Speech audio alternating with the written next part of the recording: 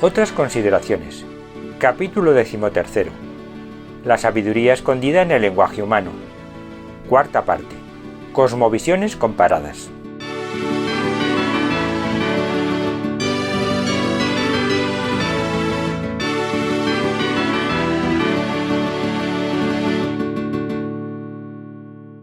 El capítulo precedente, el 12, lo habíamos concluido refiriéndonos a la cosmovisión del español.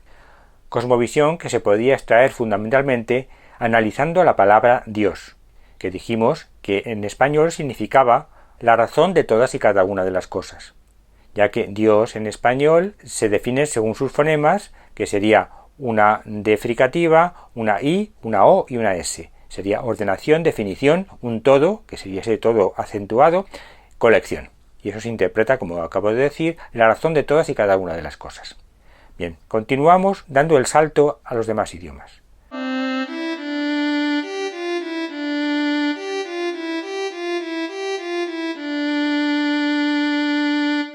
La cosmovisión es un posicionamiento ante la realidad.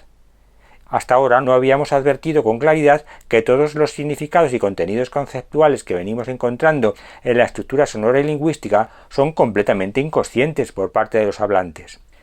El hablante lo gestiona y lo transmite, a la vez que su interlocutor lo recibe y elabora, pero sin tener noción consciente de lo que hacen, de su por qué ni su para qué. El hablante solo es consciente de lo más superficial de la estructura lingüística, aunque son sus sentimientos más profundos y encarnados, su filosofía de vida, la que acaba por elegir, seleccionar, ordenar y gestionar toda su relación con el medio circundante, determinando su modo de pensar, su lengua y sus costumbres. Esto nos recuerda lo que dice la carta del apóstol Santiago. Tú tienes fe, yo tengo obras, muéstrame tu fe sin obras, que yo, por las obras, te haré ver mi fe. Como el cuerpo sin espíritu está muerto, así también la fe sin obras está muerta.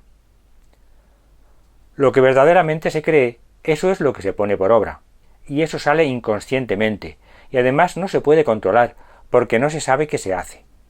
Los hombres solo pueden aparentar sobre lo que controlan, y controlan lo que conocen. Lo que no conocen queda fuera de su alcance. Repárese en que las posibilidades de conocimiento que se abren ante nosotros son inmensas. Para poder transponer lo encontrado en el español a otros idiomas, primero hay que conocer su tabla de fonemas y luego ver cómo los organiza y distribuye. Veamos a continuación las diferencias idiomáticas en la visión de la divinidad, comenzando por las lenguas más afines al español.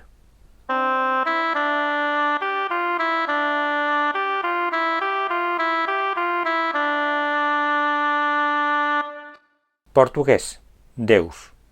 D oclusiva, E, U cerrada y S.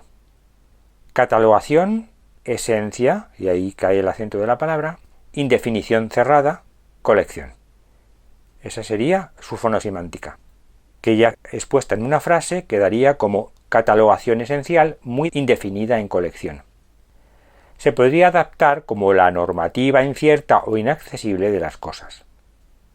Dios es distante e inaccesible al conocimiento. El mundo, en consecuencia, es distante e inaccesible. Así las cosas, los porqués y para qués, pierden interés en favor de la aceptación de la realidad tal y como se presenta. Resignación. Dicho de otro modo, todo tiene una esencia profunda y una razón de ser, pero no se puede llegar a desentrañarla del todo. Véase la generalidad del carácter portugués y compárese.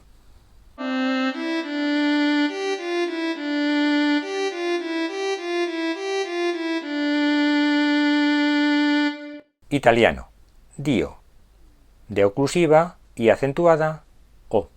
Catalogación, definición, acentuada, un todo. Catalogación definida de un todo, porque son dos sílabas. Precisando, la normativa clara y precisa aplicable al universo. O con otras palabras, a Dios hay que meterle en el mundo para que éste cobre su razón de ser. Por extensión, cada cosa tiene su lugar preciso en el mundo. Visión de individualidades dentro de un todo, muy significativa del carácter italiano.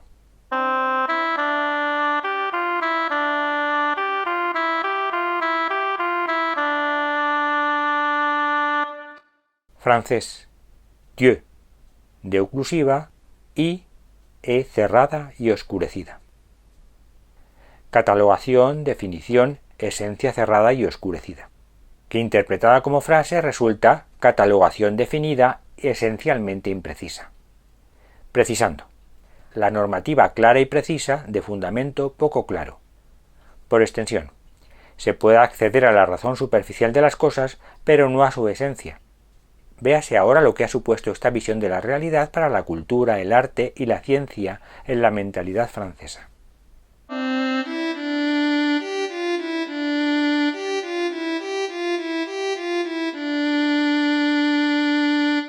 Inglés. God. G oclusiva, O abierta y breve, y D apicelingual-violar oclusiva, cuya interpretación fonosemántica es separación, un todo abierto y breve, reunión. Es decir, separación de un conjunto reunido. Es una visión como Dios creador que saca individualidades del conjunto de la creación, que no es un conjunto unitario sino reunido. Visión en compartimentos estancos, clasificatoria, clasista y selectiva del mundo. Compárese ahora lo obtenido con la mentalidad inglesa, su sociología, su cultura y la metodología imperante en la sociedad científica actual.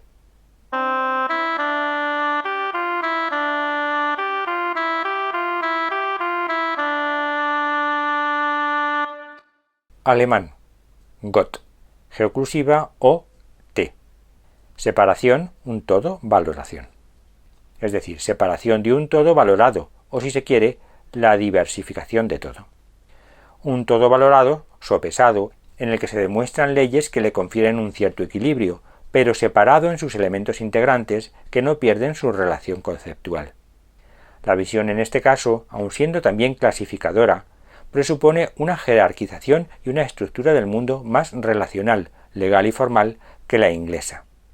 Obsérvese que en inglés las palabras tienden a ser monosílabos, mientras que en alemán se declinan y tienden al multisilabismo. Que esto se manifieste en una mentalidad calculadora, organizativa y estructural es lo lógico.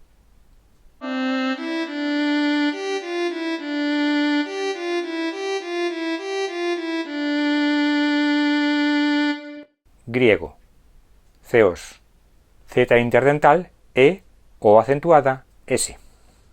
Peculiaridad, esencia, un todo acentuado, colección. Es decir, peculiaridad esencial, como primera sílaba, en un todo en colección, como segunda. Lo que se podría expresar como lo que se distingue del resto de las cosas, del universo. Se trata de una visión de encarnación de lo distinto en lo común. Visión muy adecuada, por cierto, para el asentamiento del dogma cristiano, lengua en la que se escribieron los evangelios, pero la distinción es en lo profundo, en la esencia, en el terreno de lo abstracto y las ideas, y conocida es la influencia universal del pensamiento griego en ese aspecto.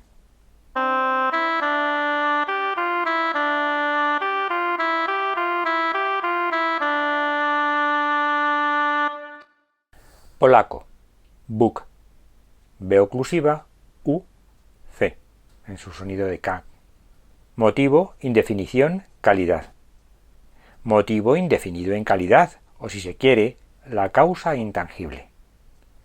Preciosa visión espiritual de Dios que presupone una visión del mundo dinámica y causal, y simultáneamente etérea e inconsistente, al desconocer la calidad de la misma, lo que, inconscientemente, implica la pérdida de la posibilidad de conocerla.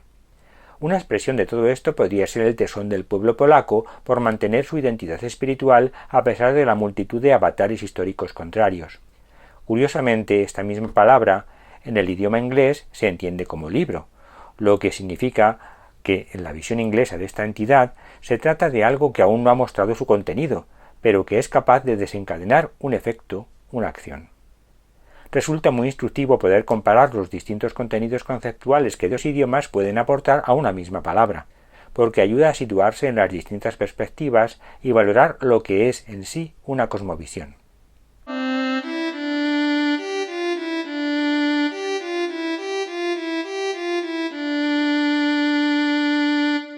Ruso. Bog. B oclusiva o G oclusiva, en su sonido de Ga. Motivo, un todo, separación. Motivo de un todo separado, precisando, la causa del universo divergente, o mejor, el origen de la diversidad universal. Por extensión, el universo, el mundo, se explica desde las cosas y tiene sentido desde las individualidades, que proceden de un motivo único. Ahora mírese la historia rusa, su lengua, sus tradiciones.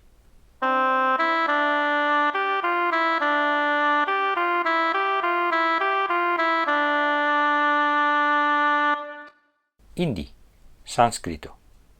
Deva. De oclusiva, fricativa sonora labiodental, a acentuada.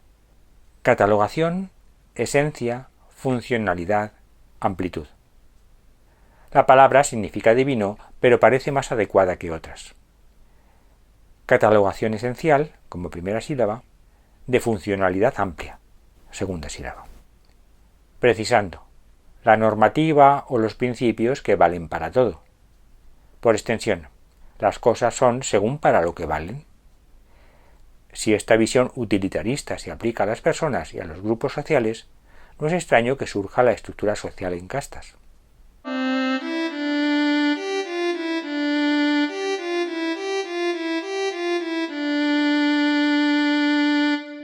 Vascuence, yanco o yangoico, según el dialecto. Y, a acentuada, oclusiva sonora nasal dorsolingüo palatal, c, o bien la otra, y o y, a, u, oclusiva sonora nasal linguovelar, g, o, i, c, o. La interpretación fonosemántica de la primera palabra sería condensación, amplitud acentuada, sumación, calidad, un todo. Condensación ampliamente sumada en calidad de un todo, lo que podríamos resumir como el conjunto de todo. La segunda palabra se traduce por el señor de arriba y tiene 3 sílabas. La primera, condensación, amplitud, indefinición, diversificación. La segunda, disgradación, un todo, definición. Y la tercera, calidad, un todo. Condensación ampliamente indefinida en diversificación, en disgradación en un todo definido, en calidad de un todo, que podríamos sintetizar en la pluripotencialidad concreta. La primera sílaba transmite la visión de señor, la segunda la de arriba, la tercera marca el genitivo de. En la reunión de ambas visiones podemos hallar la definición el conjunto de todo, entendido como pluripotencialidad concreta. Y en esta apreciación nos es posible vislumbrar las peculiaridades propias del idioma, que le lleva a desarrollar y potenciar el uso de la declinación hasta casi el extremo, pero sin perder de vista la unidad última. Esta perspectiva, en cierto modo, parece resultar inversa a la expresada en español, que no antagónica, lo que se podría explicar como el hecho de recorrer la misma carretera pero en sentidos opuestos, por lo que no es de extrañar que ambos idiomas utilicen sistemas fonéticos muy semejantes, pero expresados en gramáticas muy divergentes, circunstancia que a su vez ha permitido al vascuence preservarse durante milenios hasta la actualidad y ser el sustrato en el que nació el español.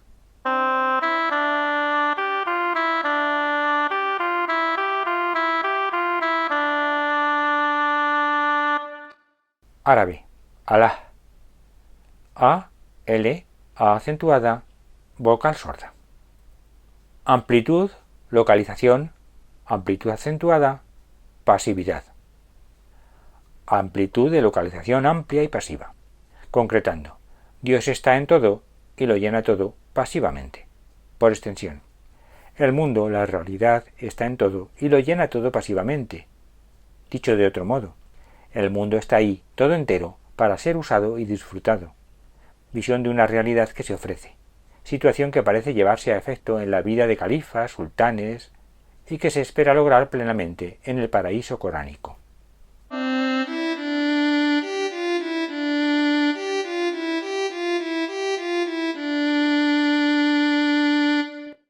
Fang, lengua bantú. Zam, fricativa sonora lingua alveolar, A acentuada, M y A muy debilitada o prácticamente inexistente. Construcción, amplitud, Impulso, tendencia, amplitud. Construcción amplia impulsante, o construcción amplia que impulsa ampliamente. Es una visión de Dios como hacedor universal y del universo como algo inagotable en construcción, haciéndose. Una visión evolutiva de una realidad que pasa. Se entiende entonces que el pueblo que lo habla viva el presente despreocupándose del porvenir.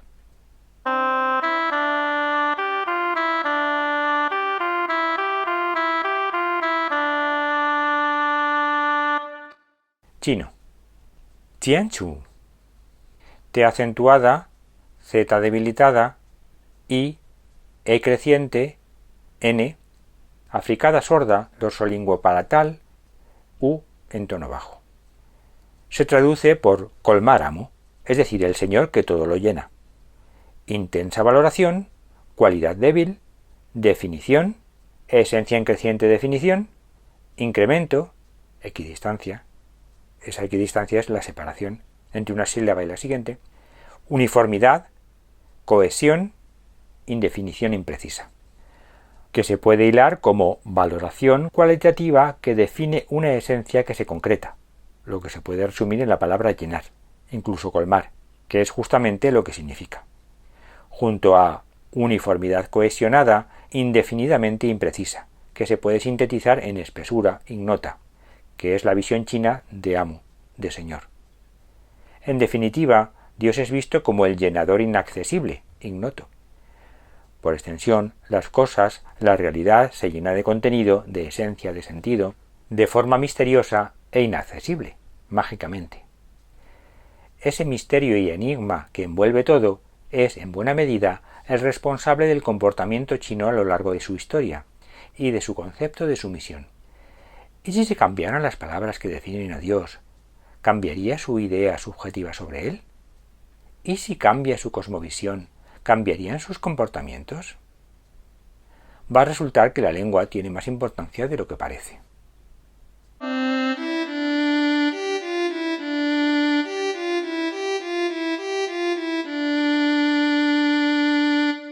Japonés. Kami-sama. C en su sonido de K, A acentuada, M, I. Guión, porque es una lengua aglutinante, S, A acentuada, M, A.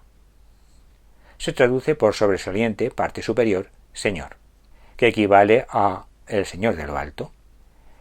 Calidad, amplitud, acentuada, tendencia, definición, equidistancia, porque entramos en la segunda palabra, colección, amplitud acentuada, tendencia, amplitud.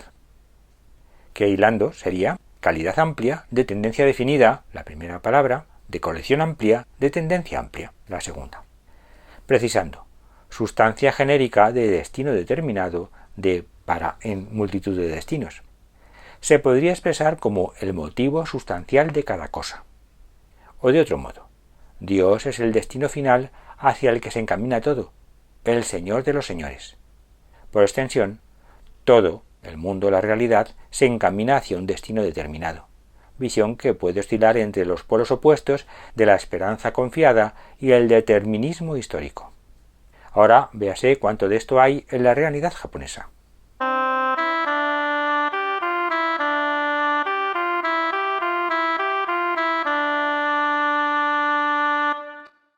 No vamos a alargarnos más en la exposición de estos atisbos de cosmovisiones comparadas. En cada idioma se habrá de mirar no solo una palabra, sino muchas otras, además de ver cómo las ordena y presenta en el discurso, gramática, y averiguar por qué elige unos fonemas en vez de otros, etcétera, etcétera. Todo eso nos situará en el mundo filosófico del hablante y nos ayudará a apreciar la cosmovisión que éste tiene. Esta cosmovisión, latente y subyacente, es la que empapa la filosofía de vida explícita y manifiesta de cada hablante, sin que éste llegue a notar su presencia. Cobrar consciencia de su existencia e influjo equivale a adquirir una mayor libertad de elección ante la vida. Una persona podrá tener una familia con la que pueda no estar de acuerdo, pero conocer sus virtudes y defectos y aceptarlos sin verse arrastrado por ellos es el único camino liberador que toda persona debe recorrer. Pues lo mismo se puede decir al respecto de la lengua, las costumbres y la cultura en la que dicha persona ha nacido.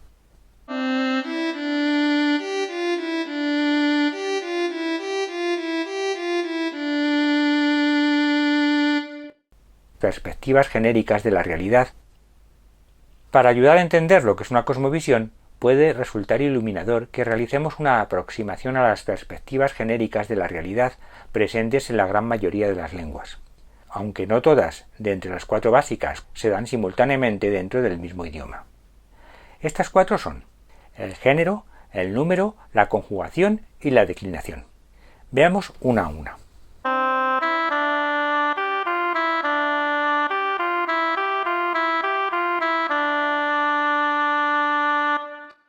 El género. Al género, con una cierta falta de perspicacia, se le ha circunscrito erróneamente a la diferencia sexual de las especies, cuando, sin embargo, no sólo afecta a los seres vivos, sino que se aplica a cualquier tipo de ente.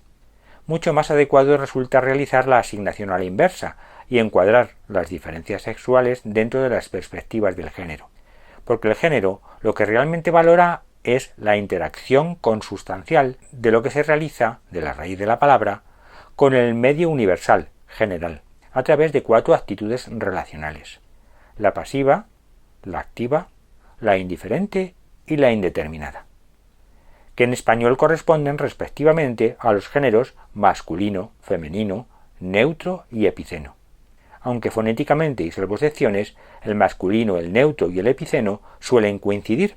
Así, la palabra hombres puede referirse tanto al género masculino como al epiceno, indistintamente hombres y mujeres.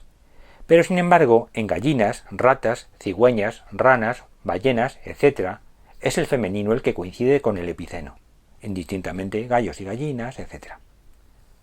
Una ignorancia supina del concepto de género puede llevar a errores de bulto, tales como ocurre en el español actual, en el que las palabras en epiceno se marcan 2 veces y se dice amigos, amigas, trabajadores, trabajadoras, etc., llegando a crear un galimatías gramatical tal que hace insufrible la comunicación. Aunque este fenómeno no solo ocurre en español, porque procede de corrientes ideológicas socioculturales poco versadas en cosmovisiones de altura y que, soterradas bajo el pretexto de cambios sociales, pretenden manipular las conciencias, reduciendo y ahogando el campo de las cosmovisiones. También existen palabras no marcadas con sufijo, cuyo género viene determinado por el artículo, y esto se define en español mediante los géneros común y ambiguo. Pero estas 4 actitudes relacionales no se limitan al género, sino que también se ven presentes en las perspectivas que dan lugar al número, a la conjugación y a las declinaciones.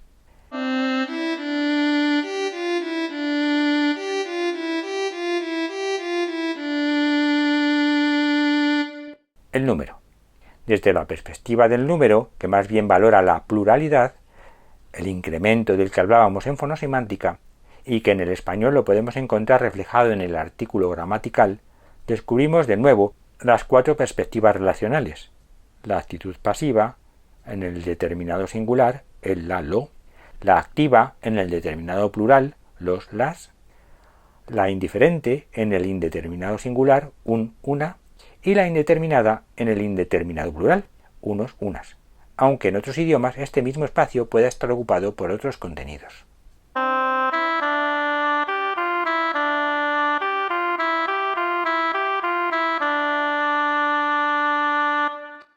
La conjugación. De modo equivalente, dentro de la conjugación verbal, la perspectiva personas valora la acción desde el sujeto que habla, por lo que la primera persona representa la actitud pasiva que se observa en la acción frente al hablante. La acción se deja conducir. La segunda persona, la actitud activa, la que se efectúa sin intervención del hablante. La tercera persona, la actitud indiferente. No está en dependencia con el hablante. Y la forma impersonal, el infinitivo, la actitud indeterminada. Estas perspectivas más abstractas que las habituales de conocimiento común permiten explicar giros gramaticales y lingüísticos del habla corriente que suelen quedar fuera de la ortodoxia convencional, que tiene dificultades para encajarlos en la estructura general del idioma. Se comprenderá que en la conjugación se complican mucho más las cosas al combinar todas estas perspectivas, lo que obliga al hablante a contemplar la realidad desde muchos puntos de vista simultáneamente.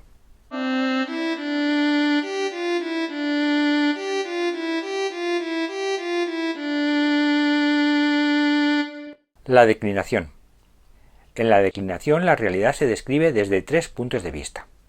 1. Desde la propia actitud subjetiva del hablante, que hace de árbitro entre los otros dos, eligiendo entre todas las opciones posibles. 2. Desde la actitud observada en la situación, en la circunstancia, que envuelve al objeto o ente del que se trate. 3. Desde la actitud del propio ente u objeto hacia la circunstancia que le rodea o influye. Como puede observarse, el sistema está basado en la mera apreciación de las cosas y sus relaciones y en la relativización de las visiones, de las perspectivas, lo que introduce al hablante como parte implicada en aquello de lo que habla.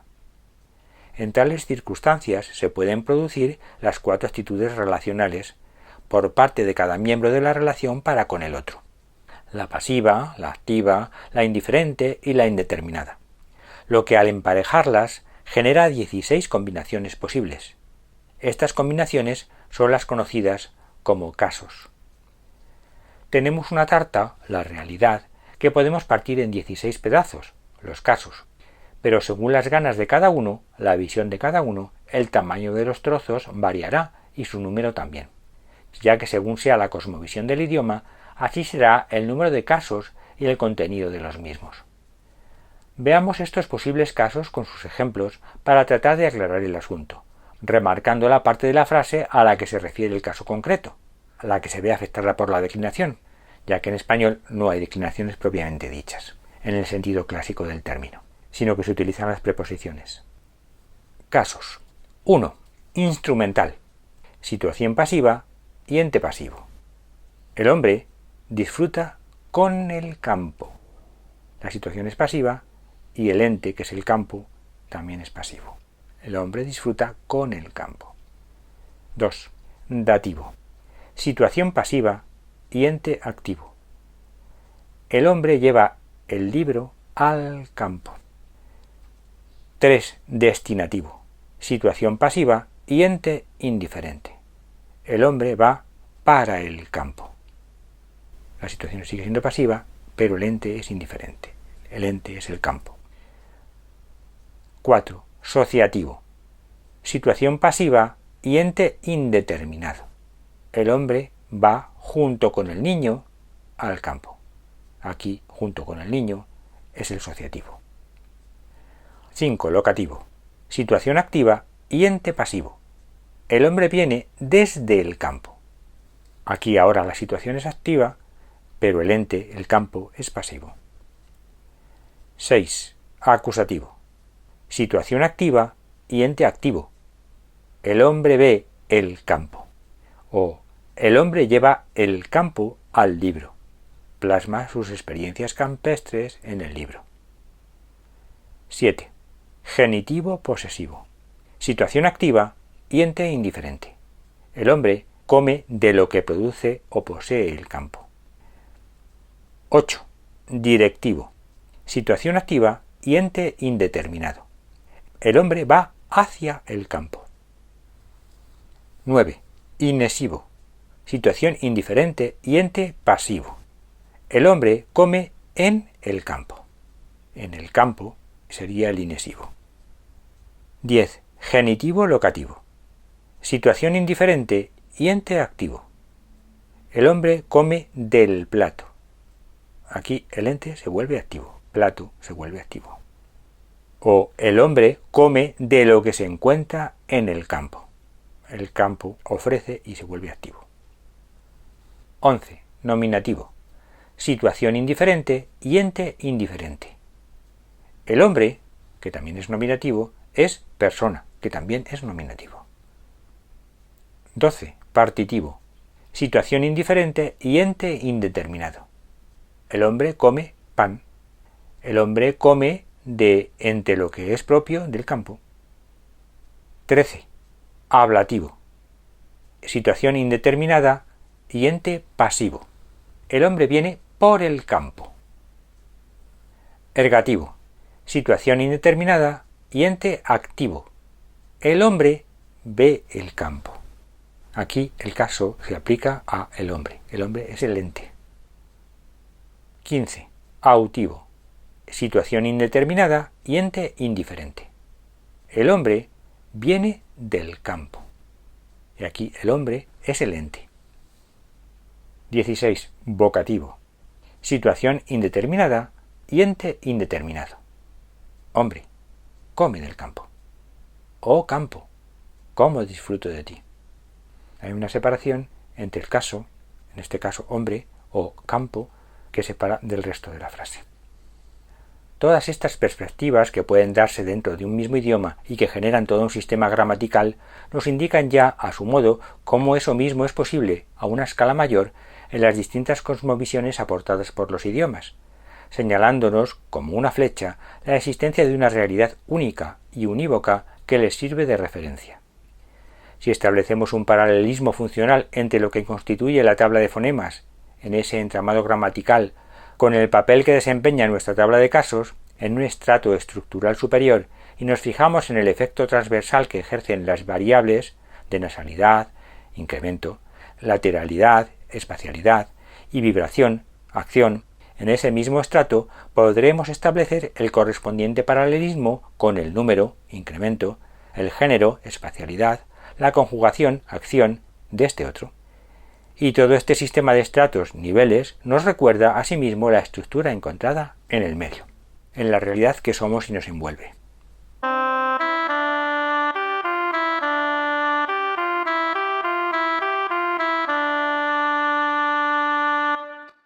Y dejamos aquí el presente capítulo para continuar este asunto de la sabiduría escondida en el lenguaje humano en el próximo, en el que nos detendremos a valorar algunas de sus consecuencias y aplicaciones. Muchas gracias por su atención.